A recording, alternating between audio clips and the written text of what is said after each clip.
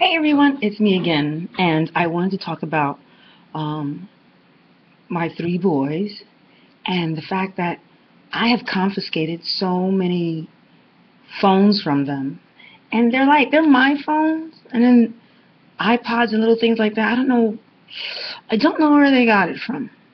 Like old phones, maybe from my mom, maybe from someone, but oh, and then from my brother. But anyway, I want to show you this because I am not the kind of parent who has my children sitting in front of a TV. And that's why I think it's so much work for me, because I can see how a parent can go, there's a video game, here's whatever that's out there. I don't know any of the games that's out there, but I can see how a parent can give their child a game or a computer or a phone or something to play with and send them off in their room, because it is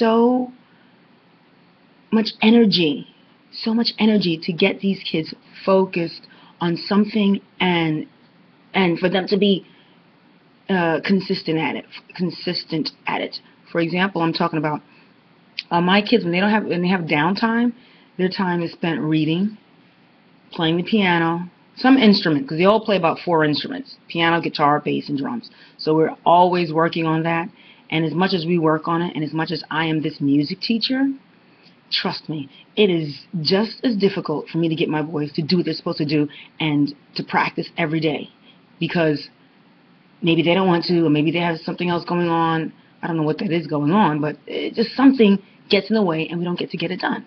But I cannot and will not and do not send my kids to go watch a TV show or to go play a video game or send them in a room to do nothing unless we need that downtime. So I wanted to show you this bag filled with all of these little phones and gadgets that I confiscated from them. So, take a look. Alright, so we have this phone here. It's cracked. And despite the fact that it's cracked or just looks inoperable, these kids know how to get something working. It's unbelievable. Another one. Okay, this looks like an iPod. And then the music that they listen to. It's like I don't want to leave them with an iPod because he's listening to garbage. I don't want to listen to that bullcrap rap with all that cursing and profanity. And honestly, to tell you the truth, sometimes my mouth can be like the sewer. You know, I don't know if it's from being on a police department that my mouth is like the sewer. But you know what?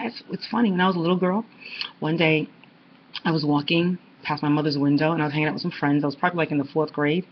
And the girls were all hanging out, and my mom was in the window. It was a summer day, and I was like, yeah, what? Where? F that. And all I could hear was, Ruby! I was like, oh my gosh. And I was like in the 4th grade, so I kind of probably say, like, probably had a dirty mouth back then as well. Nevertheless, another little phone gadget, no back. Trust me, with these little gadgets, these kids can get it working. It's unbelievable. Another iPod, and they're all cracked phones. Can you imagine? Cracked phones or iPods. I'm going to show you real quick another little small one.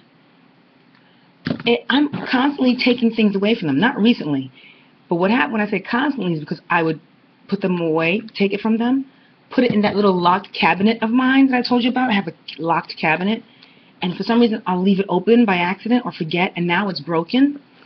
And they would sneak it when I'm sleeping. They'll sneak and take out the darn games and stuff.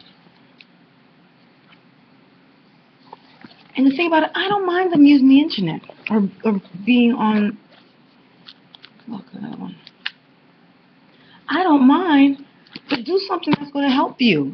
For example, find something like a Facebook. I know they have this Facebook for kids. Look, another one. This one is not so cracked.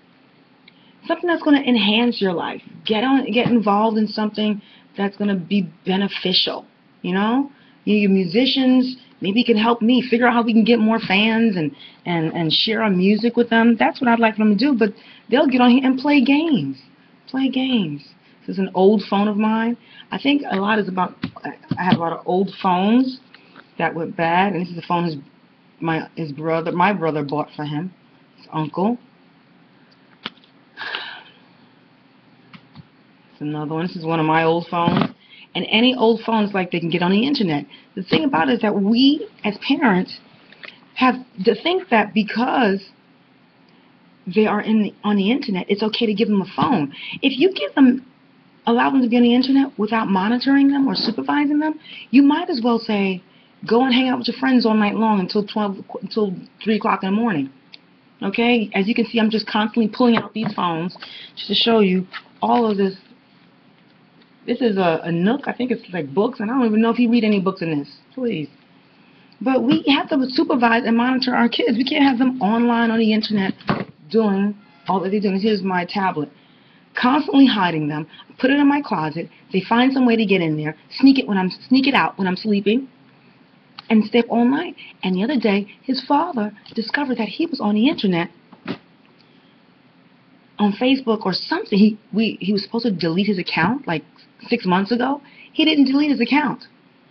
He actually was having conversations with people or friends or whatever, and it was as his father said, it was inappropriate. You would think that I would have found it, because I have a background, as a police officer, but his dad found it.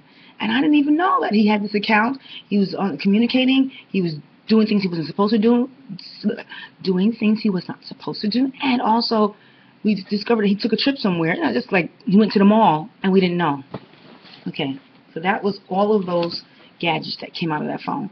Listen, my thing is, if you don't monitor your kids, and to think I've been monitoring them, and still they're able to get things, get online and have these conversations with other people, and that's how bullying starts, okay? You don't know this is going on with your kids, but they have this phone. He was locking his phone. I told his father, no. He don't need a phone. He ain't locking any phone because I need to know what's going on.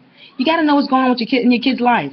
I put all those things away, and every time I try to hide these gadgets and so forth, and phones and whatever, they find it.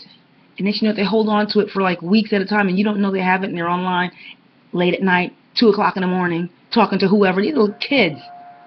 We wasn't doing that when we were babies. These are children. Okay? So, I'm just saying, parents, know what your kids are doing. Do not leave them to roam around on the internet by themselves. If you are doing that, you might as well just let them go for a walk 12 o'clock at night and stay out all night long. Okay? I'm just saying.